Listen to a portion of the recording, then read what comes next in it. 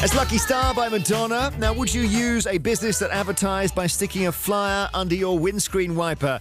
You might well have found them on your car when you've come out of the supermarket, say, or you've parked in town to do some shopping. Perhaps you've seen them on the floor once they've been thrown away by angry drivers. You could well be handing them out yourself, trying to get a new business off the ground or make yourself some extra cash. Or perhaps it was the way you found a fabulous plumber or a great electrician.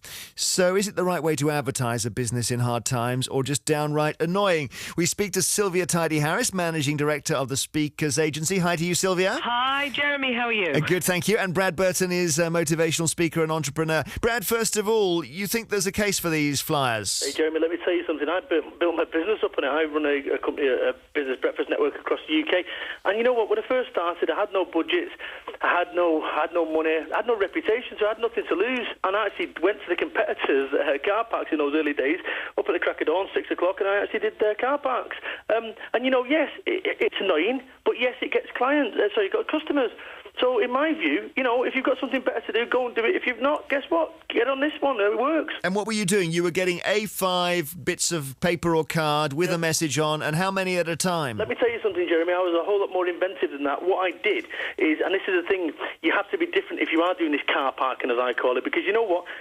Putting flyers under windscreens in itself is pretty ineffective unless, of course, there's some way of getting attention. What I did is I actually put them in envelopes, and these envelopes said "Good morning?" ? And now, if you came back from a meeting and you had that under your car under your windscreen, you would open the envelope. Well, and then you'd read the bits and bobs.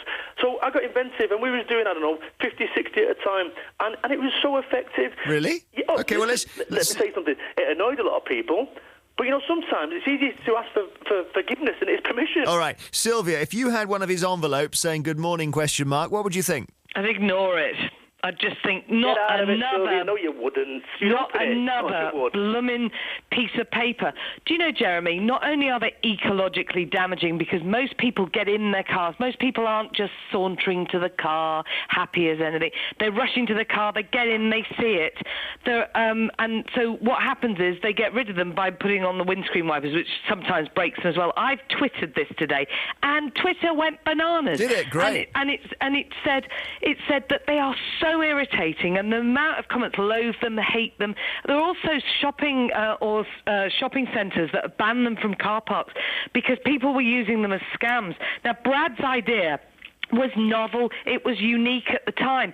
But we're talking, you know, cash for gold. We're talking lose 3 stone in a nanosecond. You can earn another £500.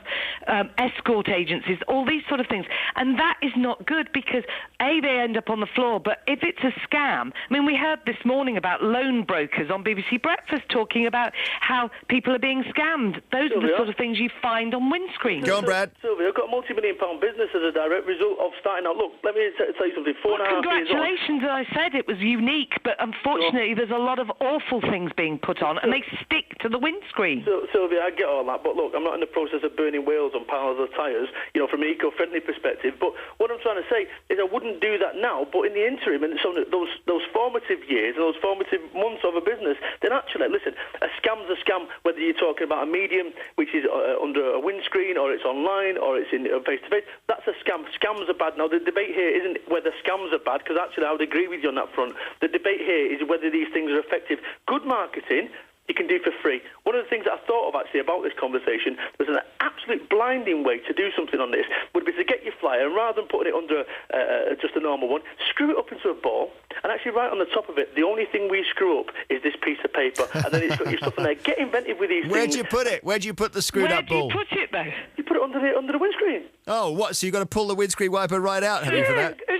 So change the listeners and mine and Jeremy's perceptions of these annoying bits of card that stick to your windscreen in the rain and you can't scrape them off. The things that get stuck you don't notice till you've driven away, so you've got to stop and take it off. But and how do you do it? So ecologically, it matters that car parks are full of these bits of paper. Brad, if I don't get back to my car for 3 or 4 days and it's rained, your bit of paper or your envelope or your clever screwed up thing is a soggy bit of something that's started to slide into the air vents. You know what it's about? It's about the things that do work, not the things that don't work. Now, from a marketeer. You can't say that though in this instance because it works for you, but it's not going to work for a lot of other people because they're crud ones. You're talking here about the ones it doesn't work for, the likes of you and whoever the other listeners. I'm talking about the ones that it does work for. Surely that's what marketing's about. It's not about carpet bomb marketing. It isn't about the ones that don't work. It's the things that do work. And you know what? Whilst you're doing 1,000 flyers or whatever, and it's relatively free, if you're getting 1 or 2 or 3 clients, depending on your business, that's a return, that's surely. And also, you did it yourself, Brad, but a lot of these companies hire young people who just pull the windscreen wipers up, often breaking them or damaging them.